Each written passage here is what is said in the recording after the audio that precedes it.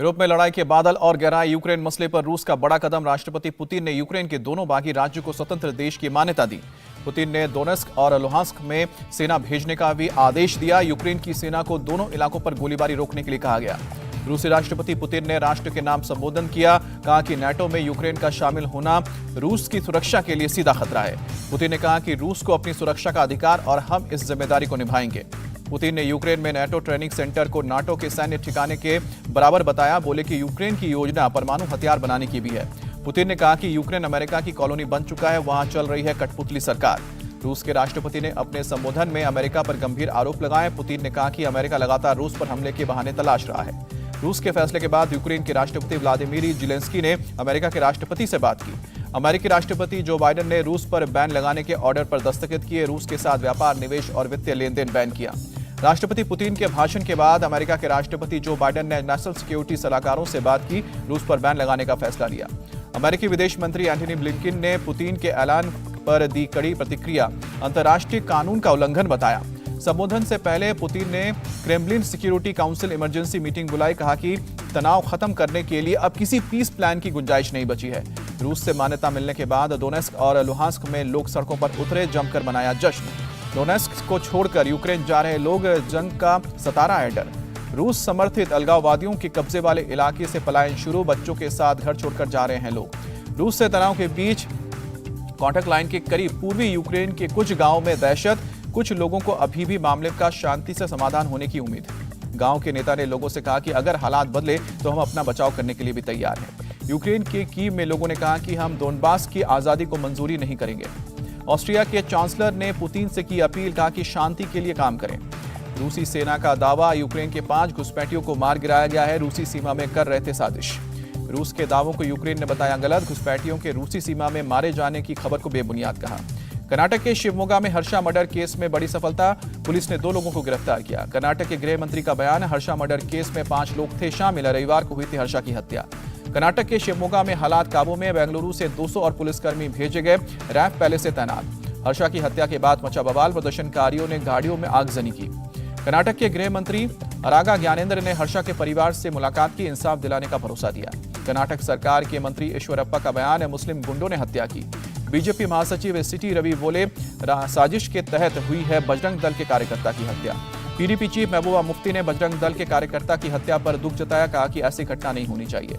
आज यूपी के चुनावी रण में फिर ताल ठोकेंगे पीएम मोदी। बहराइच में रैली को करेंगे संबोधित। यूपी के सीएम योगी आज अयोध्या, गोंडा, बहराइच और बाराबंकी में चुनाव प्रचार करेंगे। 4 रैलियों को संबोधित करेंगे।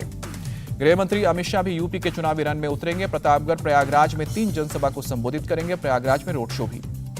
रक्षा मंत्री राजनाथ सिंह आज बलिया और गोरखपुर में चुनाव प्रचार करेंगे। 3 जनसभा को संबोधित करेंगे। बीजेपी अध्यक्ष जेपी नड्डा आज देवरिया, बलिया, गोरखपुर में अपने उम्मीदवारों के लिए वोट मांगेंगे। 2 जगह करेंगे जनसभा। पार्टी कार्यकर्ताओं के साथ भी बैठक। समाजवादी पार्टी अध्यक्ष अखिलेश यादव आज प्रयागराज, चित्रकूट, कौशाम्बी में करेंगे चुनावी प्रचार। रैली के साथ कार्यकर्ता सम्मेलन भी। बीएसपी सुप्रीमो आज बहराइच का दौरा करेंगे। दोपहर 12 बजे रैली को संबोधित करेंगे। यूपी के पीलीभीत और सीतापुर में गृह मंत्री अमित शाह का धुआंधार प्रचार। अखिलेश, प्रियंका और बीएसपी पर निशाना साधा। गृह मंत्री अमित शाह ने कहा कि प्रियंका ने आतंकवाद को फिजूल बात कहा, उनके लिए आतंक पर रोक फिजूल बात। बाराबंकी में अमित शाह ने किया अहमदाबाद ब्लास्ट का जिक्र। कहा कि 38 लोगों को फांसी की सजा दी गई। प्रियंका, अखिलेश को यह फालतू बात लगती है।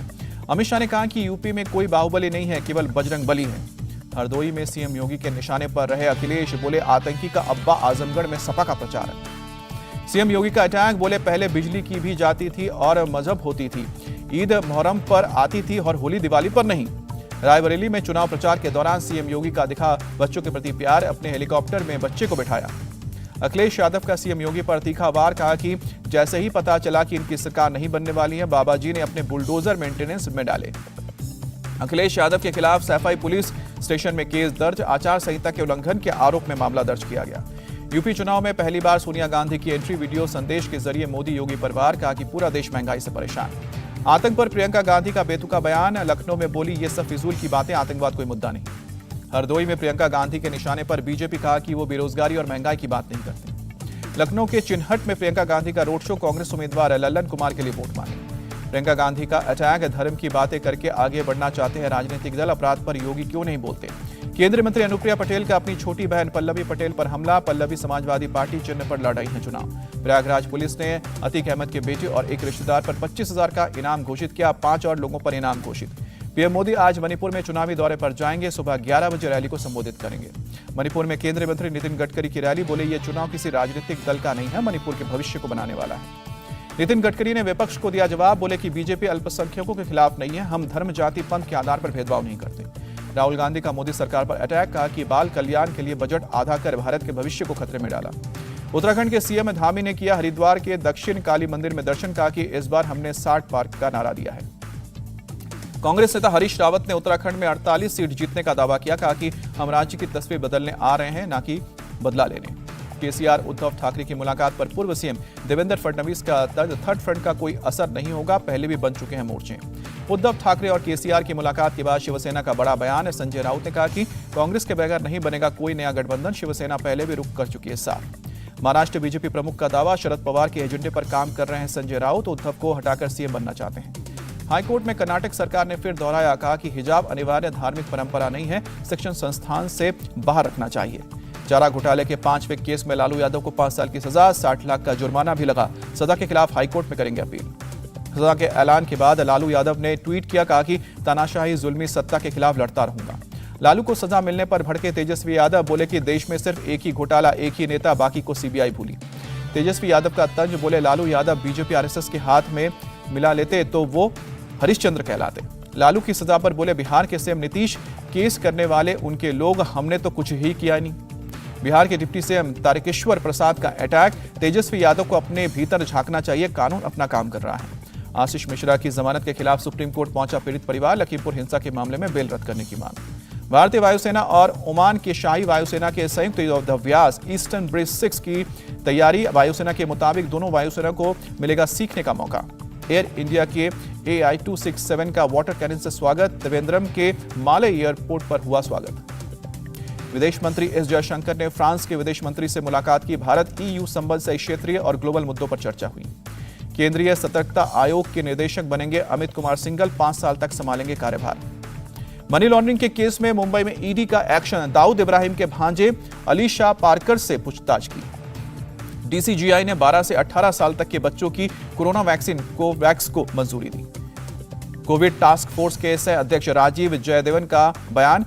ओमिक्रॉन के सब वेरिएंट BA.2 से नहीं है कोई बड़ा खतरा। देश में पिछले 24 घंटे में 16,000 से ज्यादा नए पॉजिटिव केस सामने आए हैं। 206 मरीजों ने दम तोड़ा है।